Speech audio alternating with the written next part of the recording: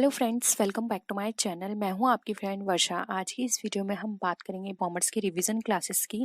ये revision classes हम bilingual करेंगे तो आपको कोई प्रॉब्लम नहीं होगी। ये सारे क्वेश्चंस हम पहले करा चुके हैं। रिवीजन क्लासेस का मतलब होता है हम उन्हीं को आपको रिवाइज कराएंगे जिससे कि आपको वो सारे कॉन्सेप्ट फिर से क्लियर हो जाए अगर आप भूल गए हैं तो। और इससे आपको एक कॉन्फिडेंस भी बनेगा कि हाँ, ये क्वेश्चंस आपने पहले कर रखे हैं, ये सारे आपको आते हैं। तो रिवीजन क्लासेस हम ये करेंगे। और इसके अलावा कोई और भी आपकी क्वेरी लगती है तो आप ज़रूर बताइएगा। और आप मुझे मेरे चैनल पे फॉलो कर सकते हैं, आप मुझे सोशल मीडिया पे भी फॉलो कर सकते हैं और अपनी क्वेरी को वहाँ भी पूछ सकते हैं। तो चलिए वीडियो को स्टार्ट करते हैं। फर्स्ट क्वेश्चन है, निम्नलिखित में से कौन सा एक कार्य लेखांकन का नहीं है, यानी कि आपको बताना है इनमें से कौन सा फंक्शन जो है अकाउंटिंग का नहीं है। फर्स्ट, लाभ अधिकतमीकरण यानी कि प्रॉफिट मैक्सिमाइजेशन। वैधानिक आवश्यकताओं को पूरा करना जिसको बोलते हैं मीटिंग स्टैट्यूटरी रिक्वायरमेंट। मैंने हिंदी इंग्लिश दोनों में दिया है, ठीक है। व्यवसाय की संपत्तियों की रक्षा करना या फिर अभिलेखों को व्यवस्थित करना। तो अब आपको बताना है कि लेखांकन का क्या कार्य नहीं है। तो पहले तो आपको ये पता होगा कि लेखांकन क्या काम करता है। लेखांकन क्या करता है, जो भी हमारी लीगल रिक्वायरमेंट्स होती हैं उनको पूरा करता है। उनकी जो संपत्तियां होती हैं बिजनेस से रिलेटेड उनकी रक्षा करता है, यानी कि उनकी को सेफली रखता है, उनका रिकॉर्ड रखता है सारी चीज़ों का इजीली। और जो भी रिकॉर्ड के टाइम पर गलतियां हो जाती हैं, त्रुटियां जिसको हम एरर भी बोलते हैं, वो हो जाती हैं तो उनका पता लगाता है। और वो पता कहाँ से लगाएगा, वो लेजर की हेल्प से ट्रायल बैलेंस जिसको हम तलपट बोलते हैं वो बनाकर उसका पता लगाएगा कि कहाँ कहाँ पर एरर आ रही हैं, ठीक है। और लास्ट में यानी कि जो फाइनेंशियल ईयर एंड होगा, जो वित्तीय वर्ष हमारा खत्म होगा। देखिए फ्रेंड्स, मैं हिंदी इंग्लिश दोनों में यहाँ पे यूज कर रही हूँ क्योंकि दोनों ही तरह के हमारे स्टूडेंट होंगे, ठीक है। तो यहाँ पर क्या हुआ, जो कि हमारा फाइनल अकाउंट बनेंगे उसके उसके बेसिस पर जो फाइनेंशियल पोजीशन है वो पता करेगा। तो ये सारे कार्य हमारे लेखांकन यानी कि अकाउंटेंसी के होते हैं, अकाउंटिंग के होते हैं। जबकि यहाँ पे ये लाभ कमाना यानी कि प्रॉफिट मैक्सिमाइज करना लेखांकन का कार्य नहीं है। इसका काम है सिर्फ रिकॉर्ड करना, सही हो रहा है या नहीं ये पता लगाना, पोजीशन बताना सिर्फ, लेकिन लाभ को बढ़ाना इसका काम नहीं होता है। ये किसका काम होता है, ये होता है बिजनेस का। तो ऑप्शन ए यहाँ पे हमारा क्या हो जाएगा, राइट आंसर हो जाएगा। नेक्स्ट क्वेश्चन पे आते हैं। आधुनिक लेखांकन प्रणाली का जनक किसे माना जाता है, यानी कि कौन कंसिडर किया जाता है father of modern accounting system का। जे.आर. बॉटली बॉय, लुईस प्रथम को, लूकस पैसियोली को, या फिर फिलिप कॉटलर को। ये भी आपने बहुत बार पढ़ा होगा, बहुत बेसिक क्वेश्चन है और एग्जाम में बहुत पूछा जाता है। और अगर आपने इससे पहले मेरी और भी क्लासेस देखी हैं, बीकॉम की entrance exam, MCom entrance exam या फिर बीएड एंट्रेंस एग्जाम, उन सभी एग्जाम्स में मैंने आपको बताया है कि इस तरह के क्वेश्चंस हर एग्जाम में पूछे जाते हैं। कॉमर्स से रिलेटेड कोई भी एग्जाम हो, फिर चाहे किसी भी तरह का दे रहे हैं, ठीक है। तो देखिए यहाँ पे आ गया, इसका राइट आंसर होगा सी, लूकस पैसियोली। अब यहाँ पर आप इनकी कुछ चीजें और नोट कर लीजिए, जैसे कि लूकस पैसियोली जो है, इन्होंने 1494 में इटली के वेनिस नगर में, कितना 1494 में इटली के वेनिस इटली के वेनिस नगर में जो शहर है, सॉरी शहर में एक पुस्तक जो थी उसको प्रकाशित करा था, यानी कि एक बुक जो थी उसको लॉन्च किया था या फिर पब्लिश किया था। और उसका नाम क्या था, डी कंप्यूटरिस्टिक स्क्रिप्चरिस नामक पुस्तक थी, ठीक है। डी कंप्यूटरिस्ट एंड स्क्रिप्चरिस, इस तरह की एक बुक थी। उसको यहाँ पे इन्होंने इसको क्या किया था, पब्लिश किया था। ये बुक भी बहुत पूछी जाती है, ये किसकी है, तो याद रखिए लूकस पैसियोली की है। कि टाइम पीरियड क्या था, 1494 था। और आधुनिक लेखांकन यानी कि जो मॉडर्न अकाउंटिंग सिस्टम है उसके फादर कहे जाते हैं लूकस पैसियोली। बस इतना आप याद रखिए, ये एग्जाम में बहुत पूछे जाते हैं। नेक्स्ट आते हैं, institute of cost and work accountants of India का प्रधान कार्यालय कहाँ स्थित है, यानी कि जो हमारे कॉस्ट एंड वर्क अकाउंटेंट है उसका हेड ऑफिस आपको बताना है। दिल्ली, मुंबई, चेन्नई या कोलकाता। इसमें कोई समझाने वाली बात नहीं है, डायरेक्ट मैं आपको बता देती हूँ। इसका जो हेडक्वार्टर है वो हमारा कोलकाता में है। और देखिए इसकी इस्टेब्लिशमेंट देख लीजिए, इसका इस्टेब्लिशमेंट हुआ था 28 मई 1959 में इसका स्टैब्लिशमेंट हुआ था। ठीक है, तो ऑप्शन डी यहाँ पे हमारा राइट आंसर है। नेक्स्ट क्वेश्चन पे आते हैं। लेखांकन का प्रमुख कार्य क्या है, यानी कि main function of accounting is. आर्थिक समंकों का अभिलेख, समंकों आर्थिक यानी कि इकोनॉमिक डेटा को रिकॉर्ड करना, providing information base for work, या फिर records in the classifications of business transactions, या फिर अचीव नॉन इकोनॉमिक गोल्स। अब इसमें से हमें बताना है कौन सा हमारा लेखांकन का कार्य है। अब देखिए, लेखाकर्म जो होते हैं यानी कि जो हमारी अकाउंटिंग होती है उसका काम होता है जो कि हमारे बिजनेस से रिलेटेड लेन देन है उनको क्लासिफाई करना, उनको रिकॉर्ड करना, और जो भी पहले यानी कि कोई भी ऐसे लेखे हुए हैं जो कि पूरी तरह हो गए या फिर थोड़े हुए हैं लेकिन वो मॉनेटरी एस्पेक्ट में है, तो उनको लिखना, फर्दर उनको क्लासिफाई करना, जिस भी नेचर है उस नेचर के अकॉर्डिंग। बस एक शर्त क्या होती है कि वो मॉनेटरी एस्पेक्ट में होने चाहिए, वही ट्रांजेक्शन्स रिकॉर्ड होंगे। और कोई भी ट्रांजेक्शन नॉन इकोनॉमिक है या फिर उसमें नॉन मॉनेटरी है, किसी भी तरह का मॉनेटरी एस्पेक्ट नहीं है इंक्लूड, तो उसको इंक्लूड नहीं किया जाएगा। ये सब काम करना इसका काम होता है। तो देखिए यहाँ पर हमें बताना है प्रमुख कार्य। तो प्रमुख कार्य होता है रिकॉर्ड करना फिर उसको क्लासिफाई करना। ठीक है, तो ऑप्शन सी यहाँ पे राइट आंसर हो जाए। जबकि रिकॉर्ड करना इकोनॉमिक ये तो है लेकिन प्रमुख नहीं है। Providing information based for work ये भी इसका काम है लेकिन ये मेन नहीं है। गैर आर्थिक लक्ष्यों को प्राप्त करना, ये non econ achieve non economic goals ये भी हो सकता है। अब देखिए यहाँ पर लेकिन प्रमुख कार्य पूछा है तो प्रमुख कार्य में ये आएगा क्योंकि मेन इसका काम होता है जो भी ट्रांजेक्शन्स हो रहे हैं उनको रिकॉर्ड करना। और रिकॉर्ड किसके बेसिस पर करेंगे, क्लासिफिकेशन के बेसिस पर क्लासिफाई करेंगे उसको। ठीक है, तो ऑप्शन सी यहाँ पे हमारा राइट आंसर है। आई होप ये आपको क्वेश्चन क्लियर होगा। नेक्स्ट क्वेश्चन पे आते हैं। निम्नलिखित में से किस का उद्देश्य जिम्मा लेना है। जिम्मा का मतलब यहाँ पर है रेस्पॉन्सिबिलिटी। यहाँ पर देखिए ऑब्जेक्टिविटी ऑफ टास्क है, ये नहीं होगा। ये है which of the following is the response objective of responsibility, यानी कि जो रेस्पॉन्सिबिलिटी है उसका उद्देश्य क्या होता है, कौन उठाता है पूरी जिम्मेदारी। प्रमाणिकता यानी कि ऑथेंटिसिटी होना उसकी जिम्मेदारी होती है। दर्ज राशि की शुद्धता देखना होता है जिम्मेदारी लेना। स्वामित्व की या फिर इनमें से कोई नहीं। तो देखिए यहाँ पर जब अगर हम कोई भी बिजनेस की बात करते हैं तो उसकी बिजनेस की सक्सेस की, प्रॉफिट की, लॉस की, ये पूरी जिम्मेदारी किसकी होती है। ये जिम्मेदारी होती है जो बिजनेस जिसने वो चालू किया है, यानी कि जो भी उस बिजनेस को चला रहा है उसका ओनर है या जिसके पास उसकी ओनरशिप है। ठीक है, तो उस बिजनेस में जो भी लॉस होगा, जो भी प्रॉफिट होगा, किसी भी तरह की प्रॉब्लम आएगी, वो सारी फेस कौन करेगा, उसका ओनर या फिर जिसके पास ओनरशिप है। तो उसके अकॉर्डिंग जो उद्देश्य जिम्मा लेना है वो किसका हो जाएगा, वो ओनरशिप के ऊपर चला जाएगा। इसलिए यहाँ पे ऑप्शन सी हमारा राइट आंसर हो जाएगा, स्वामित्व यानी कि ओनरशिप। ठीक है,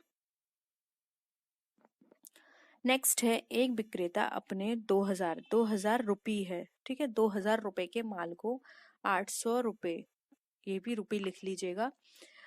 एक विक्रेता अपने 2000 रुपए के माल को 800 रुपए में क्रेता को देता है, यानी कि जो भी उसका परचेजर है उसको दे रहा है। 200 रुपए का अंतर आ रहा है, तो ये 200 रुपए क्या कहलाएंगे, cash discount, trade discount, credit sale या फिर अप्राप्य ऋण। तो देखिए यहाँ पर हम बात करें तो यहाँ पर एक जो सेलर है वो 2000 रुपए का माल जो है वो 1800 रुपए में यानी बेच रहा है एक परचेजर को, जो भी परचेजर है, और 200 रुपए का अंतर रख रहा है। तो ये डिस्काउंट में आता है। अब हमें ये बताना है कि ये किस तरह का डिस्काउंट है। तो ये डिस्काउंट हमारा कहलाएगा ट्रेड डिस्काउंट। अब ये जो डिस्काउंट होता है ये यहाँ पर उन ग्राहकों को दी जाता है जो एक ही वस्तु में व्यापार करते हैं, यानी कि जब कोई भी सेलर एक ही कमोडिटी या एक ही तरह के प्रोडक्ट में डील करता है वो वहां पर उस कस्टमर को इस तरह के डिस्काउंट दिए जाते हैं। इसका मेन उद्देश्य क्या होता है, ज्यादा से ज्यादा कस्टमर्स हमारे बढ़ जाएं, इसलिए इस तरह का डिस्काउंट दिए जाते हैं। तो यहाँ पर ऑप्शन क्या होगा हमारा, बी राइट आंसर हो जाएगा, ट्रेड डिस्काउंट। नेक्स्ट क्वेश्चन है। पुस्तपालन का हमें अर्थ बताना है, यानी कि जो बुक कीपिंग है उसका मेन मतलब जो मेन मतलब है या फिर उसका जो आशय है वो क्या है। प्रारंभिक पुस्तकों में लिखना, यानी कि जो हमारे स्टार्टिंग की जो बुक्स होती हैं जो जिनको हम जर्नल बोलते हैं उसमें रिकॉर्ड करना। लाभ-हानि का खाता तैयार करना, यानी कि प्रॉफिट एंड लॉस अकाउंट जो है उसको प्रिपेयर करना। प्रॉफिट शुद्ध लाभ की गणना करना, यानी कि जो नेट प्रॉफिट है उसको कैलकुलेट करना। साझेदारी संलेख लिखना, यानी कि पार्टनरशिप डीड को बनाना या उसमें रिकॉर्ड करना। हमें बुक कीपिंग का मतलब बताना है। तो देखिए आप नाम से ही समझिए, बुक कीपिंग यानी बुक के अंदर कुछ रखना। अब बुक के अंदर आप कोई चीज नहीं रखेंगे, बुक के अंदर क्या रख करेंगे आप, रिकॉर्ड रखेंगे, यानी कि उसको जो भी ट्रांजेक्शन हो रहे हैं उनको रिकॉर्ड करना बुक के अंदर, ठीक है, जिससे कि वो फ्यूचर के लिए सेफ रहें कि हमने इन इनके साथ ट्रांजेक्शन्स किए हैं, ये हमने माल बेचा है, हमारा इतने पास जो मनी है वो हमारे पास आई है। तो ये सारी चीजें रिकॉर्ड करना हमारा बुक कीपिंग कहलाता है। तो अब आप देख लीजिए ऑप्शंस इसके अकॉर्डिंग हमारे क्या होंगे। राइट आंसर होगा ऑप्शन नंबर ए, प्रारंभिक पुस्तकों में लिखना, क्योंकि जब हम बुक कीपिंग की बात करें तो यहाँ पे प्रॉफिट एंड लॉस का कोई मतलब नहीं है, नेट प्रॉफिट हम कैलकुलेट नहीं कर रहे हैं, और ना ही पार्टनरशिप डेट से यहाँ कोई मतलब है। तो ऑप्शन ए हमारा यहाँ पे राइट आंसर हो जाएगा। नेक्स्ट आते हैं, व्यापार के स्वामी द्वारा व्यापार में लगाया गया धन क्या कहलाता है, यानी कि कोई पर्सन है जिस भी चीज में इन्वेस्ट बिजनेस करता है उसमें वो कोई भी फंड लगाता है या हम कहें कुछ फाइनेंस करता है तो वो इन्वेस्ट करता है, उसको क्या बोलते हैं, पूंजी, माल, संपत्ति, भवन। तो देखिए कोई भी पर्सन अपने जो भी बिजनेस कर रहा है उसमें वो कोई धन लगा रहा है जिसको हम बोलते हैं मनी या फिर फाइनेंस या इन्वेस्ट कर रहा है, उसको बोला जाता है यहाँ पर पूंजी, ठीक है। तो ऑप्शन ए राइट आंसर है। अब माल की बात करें तो माल अब हमारे पास कोई भी व्यक्ति है, ठीक है, या फिर आप कुछ हाउस लेडी को ले लीजिए एग्जाम्पल में। अब वो कोई भी जो जैसा कि आप देखते हैं कि हमारा यहाँ पे फेस्टिवल क्या है, दिवाली का, इस टाइम हम सफाई करते हैं, तो जैसे न्यूज़पेपर या फिर और भी कुछ ऐसे प्रोडक्ट निकालते हैं जिसको हम क्या करते हैं, बेच देते हैं, ठीक है, किसी को सेकंड हैंड। तो वो डेली का काम नहीं है, वो कभी कभी घर से कोई भी प्रोडक्ट ऐसे यूजलेस निकलता है जिसको हम देते हैं, जैसे न्यूज़पेपर हो गए हमारे, कोई भी खाली हमारे प्लास्टिक की बॉटल्स हो गई, इस तरह के प्रोडक्ट हम देते हैं।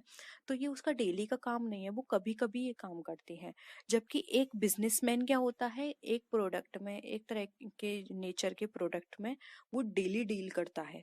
तो जिस प्रोडक्ट में वो डील करता है वो उस व्यक्ति के लिए क्या कहलाता है, माल। इसलिए हम बोलते हैं कि कोई भी व्यवसायी किसी भी किसी भी वस्तु में डील कर रहा है डे टू डे बेसिस पर, तो वो वस्तु उसके लिए क्या कहलाती है, माल। संपत्ति आप समझते ही हैं और भवन भी आप समझते हैं, ठीक है। तो यहाँ पे ऑप्शन ए हमारा राइट आंसर हो जाएगा, पूंजी। नेक्स्ट क्वेश्चन पे आते हैं, निम्नलिखित में से कौन सा सही नहीं है, हमें ये बताना है। वस्तु एवं सेवाओं को बेचने से प्राप्त धनराशि को आगम कहते हैं, यानी कि कोई भी वस्तु सेवा को बेच दिया उससे जो पैसे मिले उसको आगम यानी कि आय कहेंगे। स्वामी द्वारा व्यापार में लगाया धन पूंजी कहलाता है, क्या ये सही है, इसमें आपको नहीं बताना है, ठीक है। एक ही प्रकृति के लेन देनों को एक ही स्थान पर एकत्रित करने को अभिलेखन कहते हैं, या फिर संपत्ति माइनस बाहरी दायित्व इक्वल टू पूंजी होता है। अब इसमें आपको बताना है कौन सा सही नहीं है, ठीक है। तो देखिए यहाँ पर अगर हम बात करें स्टार्टिंग से, तो वस्तु फर्स्ट हम देख लेते हैं, वस्तु एवं सेवाओं को बेचने से प्राप्त धनराशि को आगम कहते हैं, तो ये बिल्कुल सही है। हम कोई भी वस्तु बेचते हैं या फिर उसके बदले में हम कोई भी किसी को अपनी सर्विस दे रहे हैं और उसके बदले में, सर्विस देने के बदले में हम उससे कुछ मनी ले रहे हैं, तो हमारे लिए आय है, तो ये फर्स्ट तो हमारा करेक्ट है। सेकेंड है, स्वामी द्वारा व्यापार में लगाया धन पूंजी कहलाता है, ये मैंने अभी आपको बताया था, तो ये भी हमारा करेक्ट है। थर्ड को अभी हम देखते हैं, पहला लास्ट देख लेते हैं। तो देखिए संपत्ति में जब हम बाहरी दायित्व यानी कि एक्सटर्नल जो भी हमारी लायबिलिटीज हैं वो हम माइनस करेंगे तो हमारा पूंजी निकलेगा, यस ये भी करेक्ट है।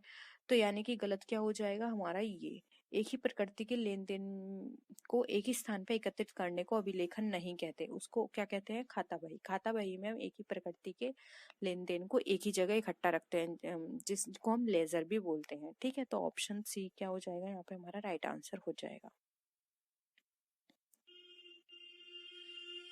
नेक्स्ट क्वेश्चन है, व्यावसायिक व्यवहारों के परिणाम स्वरूप मालिक की पूंजी में जिन मदों की वृद्धि होती है वह कहलाती है, यानी कि कोई भी ऐसे आइटम्स है उनकी वो इंक्रीज हो रहे हैं ओनर्स की कैपिटल में, जब वो बिजनेस डील करता है तो उसको हम क्या कहते हैं, व्यय आय आहरण पूंजी।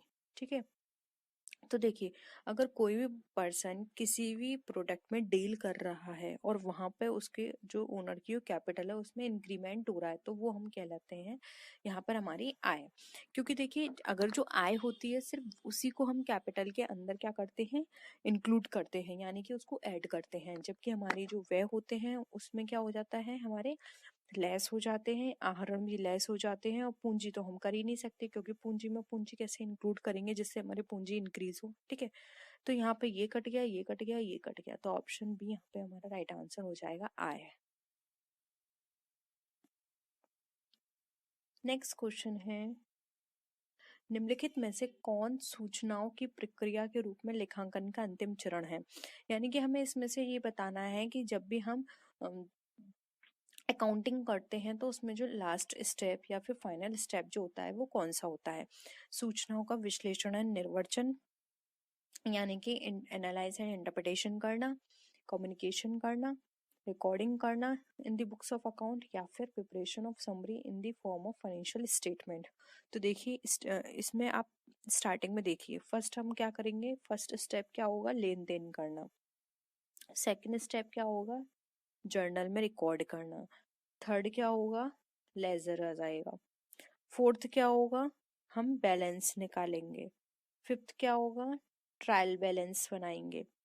अब यहाँ पे 6 में आपको यहाँ बता देती हूँ, 6 पॉइंट क्या होगा, ट्रायल बैलेंस के बाद क्या आता है, P&L एंड वो ट्रेडिंग एंड P&L अकाउंट बनाएंगे। ठीक है, 7 क्या होगा, 7 फाइनल अकाउंट बनाएंगे। फाइनल अकाउंट के बाद क्या बनाएंगे, फाइनल अकाउंट के बाद आएंगे हम P&L एप्रोप्रिएशन अकाउंट। फिर इसके बाद क्या करेंगे, जो भी हमारी सूचनाएं निकली हैं, जो भी हमें इंफॉर्मेशन मिली है उससे हम एनालिसिस एंड इंटरप्रिटेशन करेंगे।